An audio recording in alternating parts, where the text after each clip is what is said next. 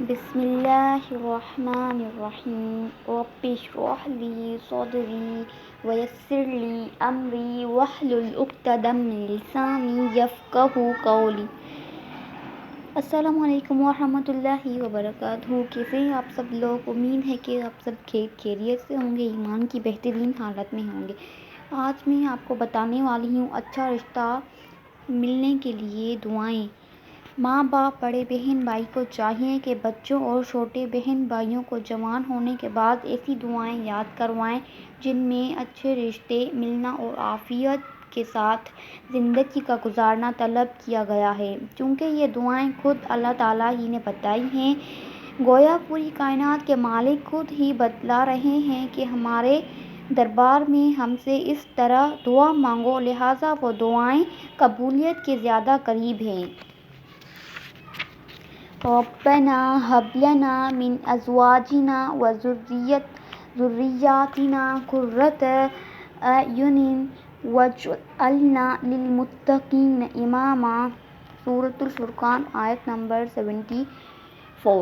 ترجمہ: اے ہمارے پروردگار، ہم کو ہماری بیویوں کی طرف سے دل کا چین اور اولاد کی طرف سے آنکھوں کی ٹھنڈک عنایت فرما اور ہمیں پرہیزگاروں کا امام بنا۔ اللہ تعالیٰ نے اس دعا کو اپنے خاص بندوں کی دعا فرمایا ہے۔ یہ دعا ہر مرد عورت کو زندگی بھر مانگتے ہی رہنا چاہیے۔ بہت ہی مبارک دعا ہے۔ اس میں شوہر، بیوی، بچے، خاندان سب کے لیے دعا و آخرت دونوں کی دعائیں آ گئیں۔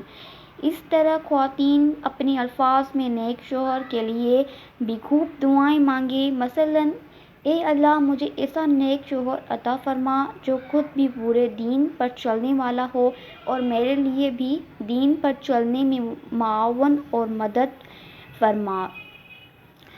نرم دل ہو، نیک بیوی کی قدر کرنے والا ہو، اس کے مقدر میں نیک اولاد ہو، دین کو دنیا میں پھیلانے اور اللہ کی راہ میں دعوت اور تبلیغ اور جہاد کا شوق رکھنے والا ہو، اس کے دل میں آپ کی محبت گھر کر چکی ہو، ایمان اس کے دل کی تہ میں بیٹھ چکا ہو۔ رسول اللہ صلی اللہ علیہ وآلہ وسلم کرم رضی اللہ عنہم اجمعین کی محبت اس کے دل میں سب سے زیادہ ہو، دنیا کی بے عزتی اور آخرت کی محبت اس کے دل میں ہو، اور اے اللہ، مجھے اس نیک شوہر کے لیے آنکھوں کی ٹھنڈک، ذریعہ تسکین اور سرمایہ راحت بنا، آمین۔ اس طرح شروع اور آخر میں درود شریف پڑھ کر یہ دعا مانگتے رہا کریں۔ یا وہاب ہب لی زوجا صالحا۔ ترجمہ: اے بہت عطا کرنے والے، مجھے نیک شوہر عطا فرما۔ Thanks for watching. اللہ حافظ۔